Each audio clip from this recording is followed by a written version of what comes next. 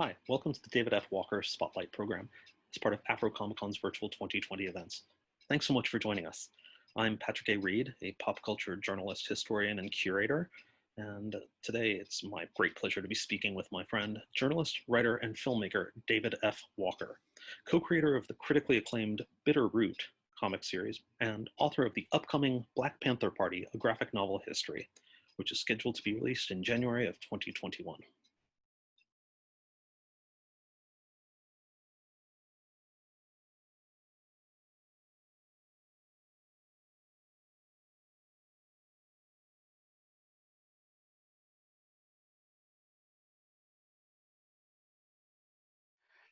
I had for a long time wanted to do a graphic novel specifically about the life of Chairman Fred Hampton and the Illinois Black Panther Party. And at some point, I had mentioned that to my editor at 10 Speed, and it was just sort of like a casual passing statement.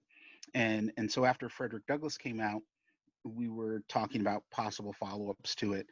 At the time, I said, well, I really just wanted to do something on the life of Fred Hampton. And he said it's more important to have the bigger picture, that people might not get it as much if you just did Fred Hampton. And I was like, yeah, sure, why not? Because I also was like, well, here's an opportunity to do this subject, which is something that's very important to me. And I foolishly had thought, oh, this will be much easier than Frederick Douglass, simply because we're talking about stuff that happened in the 20th century. And there's so much stuff on microfiche, and so much stuff that was recorded, and actually it was harder than the Frederick Douglass book, even with all the photos and newsreel footage and everything. There's so much information that wasn't out there that I was just having to dig and dig and dig to find. Doing the Frederick Douglass book opened my eyes to the possibility of what could be done in nonfiction narratives, in comics, sequential art, graphic novels, whatever you want to call them. I knew of the Panthers, and I knew who they were growing up. Like one of my uncles was in the party, and in the early 70s, and I seen articles and little things mentioned here and there, but I didn't know that much about them as a whole, and until I was like in the 80s. There was a point in the 80s that was really when my eyes were opened, and that was, there was a documentary series called Eyes on the Prize, and they had done quite a few things about the Panthers, but specifically they had done um, almost an entire episode about Fred Hampton and the killing of Fred Hampton. And so I must have been about 18 or 19 when this came out, and I saw this, and that was like, as with a lot of people, these things happen where you're like, how come I never knew this? And so we'll say I was 19, and I was like, how come I never knew this about him specifically?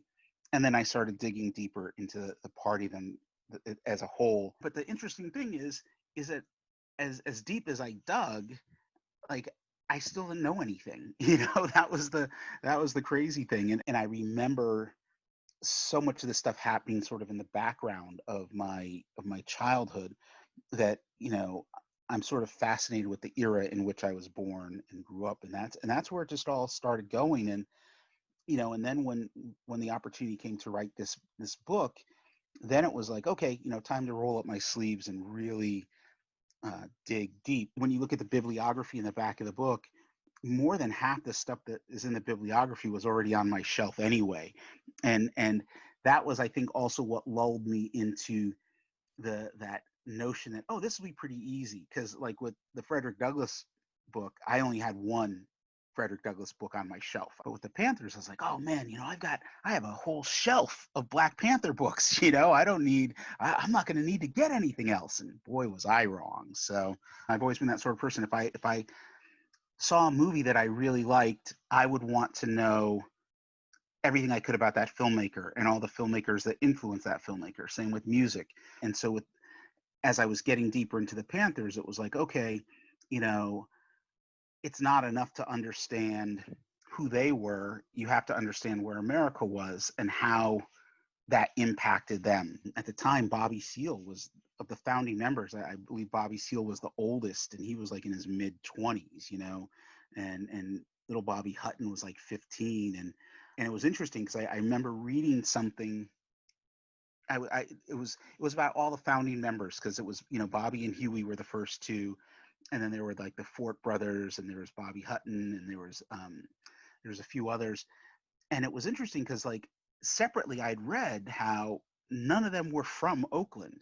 They were all born in the South, and with the exception of Big Man, um, everybody had moved with their families, like in the 40s or 50s, to Oakland.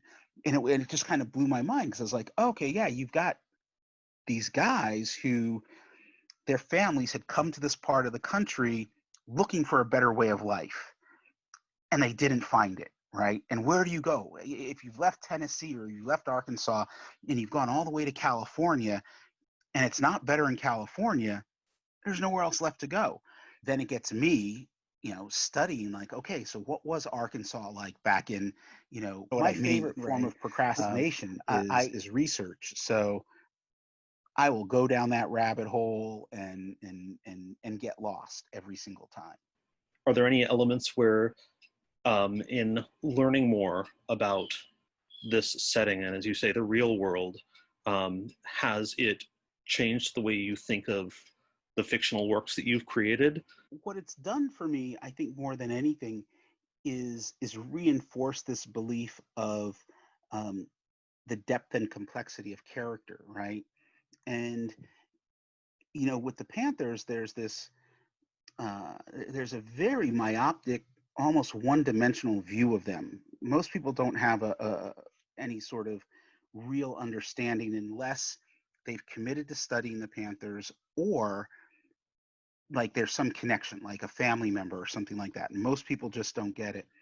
And once you begin to make that deep dive, like I made it, and I've said this before, I really thought I knew a fair amount about the party, and then I discover how much I didn't know. And then the more I discover, and the more I dug deep, and was uncovering things, the more I realized how complex they were as people, as individuals, and then as a group. And I realized how even I had fallen into this trap of oversimplifying things, right? And and especially when it comes to representations of, say, Black folks in pop culture, and if you want to talk comic books especially, there's a long history of this oversimplification of us as tropes and as stereotypes. And if you look at, say, the Panthers, even the portrayal of them in pop culture is pretty narrow and pretty limited. I mean, if most people think of, when you stop and think about it, was it Forrest Gump? Forrest Gump has like one of the most like in-depth examinations of the Panthers, and it's nothing. It's nothing but stereotypes and cliches. There's it's such a difficult subject to talk about, as with other things in America, because when you're talking about the Panthers, you have to talk about systemic racism, you have to talk about police brutality, and you have to talk about all of the ways that this system has not worked for Black folks. And then on top of that, how all the ways the system has worked and conspired to break us. And that's like something people don't want to talk about.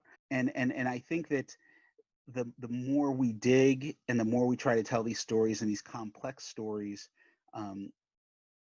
or the more we present them, I'm hoping the more complex and the more rich some of the portrayals that we put forth in pop culture will evolve and begin to shift. Did you have to wrestle with what elements to insert in order to make it a compelling visual narrative? Were there things that you really wanted to put in, or elements that you felt like you had to given the medium that you're working in?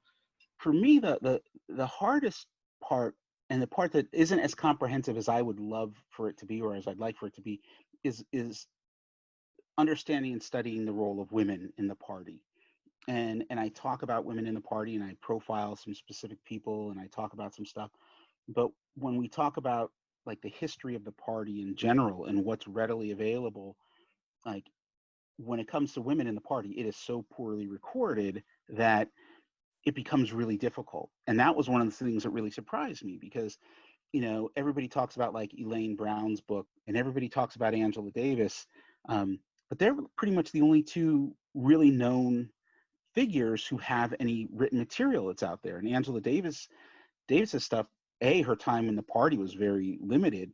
Um, and and so when I look at the book now, I feel like, okay, there's a second book here, and that second book would be, the women in the Black Panther Party or women in the Black Power movement, maybe even more specifically, because you start getting into like Afeni Shakur and Asada Shakur, some people that broke away from the party. And one of the problems with the visuals, going back to that, was like, you look at pictures of the party and it's men, men, men, men, all these pictures of men, right?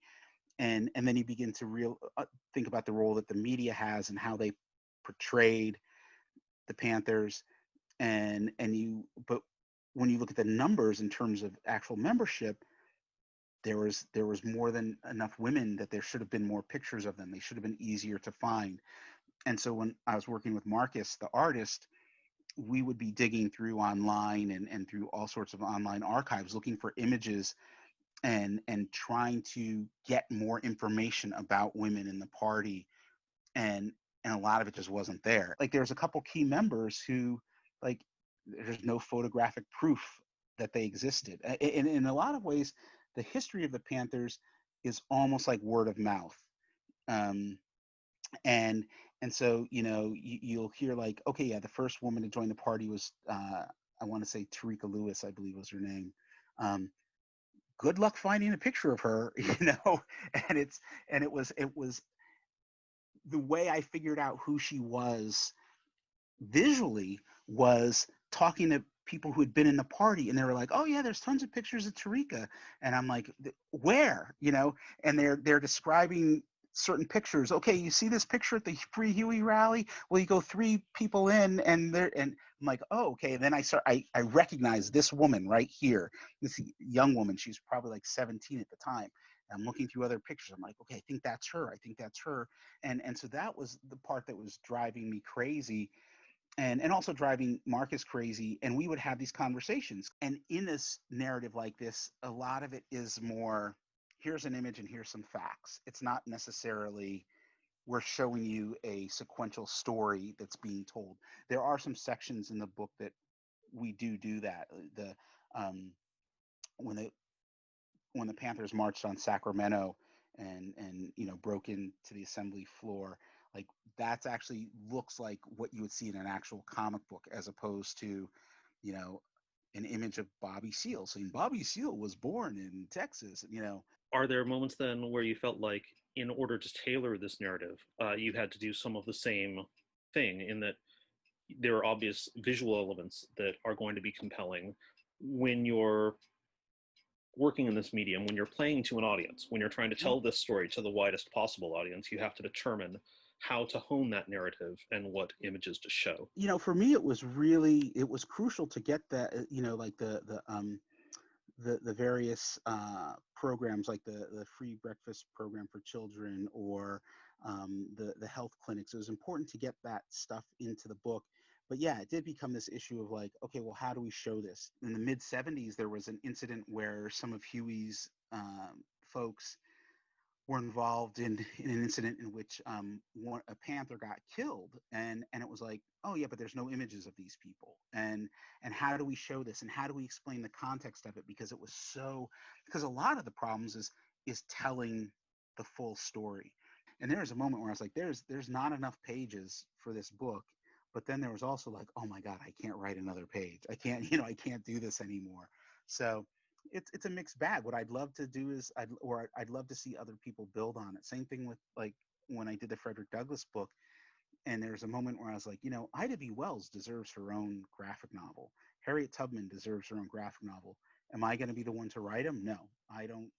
But what I would like to do is help make it possible so that more of these sort of narratives could be told, for sure.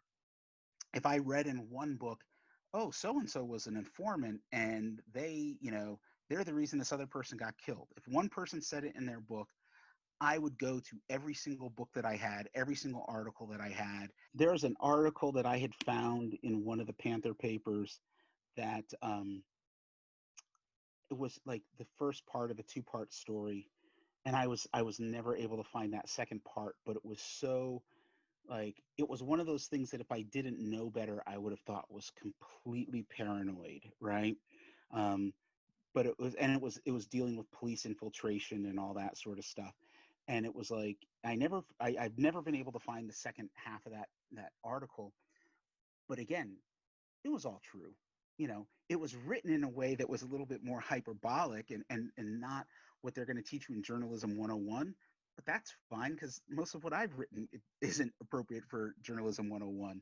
When people talk about Angela Davis and her involvement with the Panthers, most of her involvement with the Panthers wasn't with the Black Panther Party. It was with one of the other Black Panther parties, of which there were many.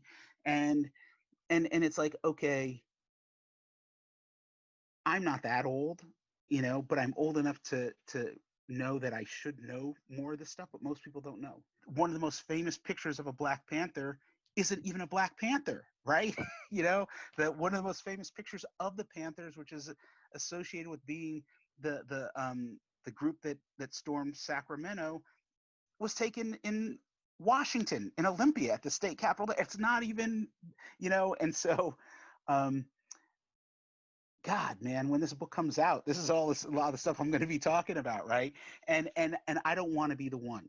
I don't want to be more important than the book, and I don't want the book to be more important than the Panthers themselves. I'd like the book to be an entry point for people to understand that you're going to have to do some digging, and if someone in your family was a Panther, talk to them, because you're going to get a much better understanding of what the organization was about from the people that were there than you are from reading any book or even watching a documentary. What other works do you have that you would currently like to talk about? Talk about your other stuff. Yeah, well, I've got, in addition to the Black Panther Party, which comes out in January, I've got, I co-write Bitter Root with Chuck Brown and Sanford Green's The Artist. We not to hype us too much, but we won the Eisner Award for Best Continuing Series this year. And Volume 2 is out right now. By the time everyone's watching this video, it will be in stores. Volume 3 we're working on right now. We just turned in a script a couple days ago. That arc will definitely be 5 issues. We might actually go 6, and that drops in March. Just wrapped up doing Young Justice with Brian Michael Bendis over at DC, and then I'm doing my own stuff. I've got a Western that I self-published, working on the 2nd issue of that. That's called The Hated. I have my webcomic called Discombobulated.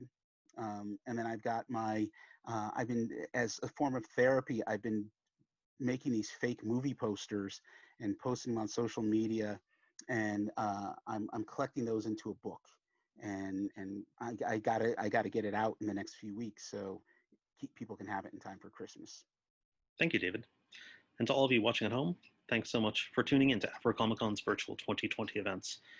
If you enjoy what you're seeing, please consider clicking the donation link below and making a contribution to the Afro-Comic-Con Moonshot Junior program, a 12-month program that teaches tech skills, innovation, product development, and entrepreneurship to young girls of color.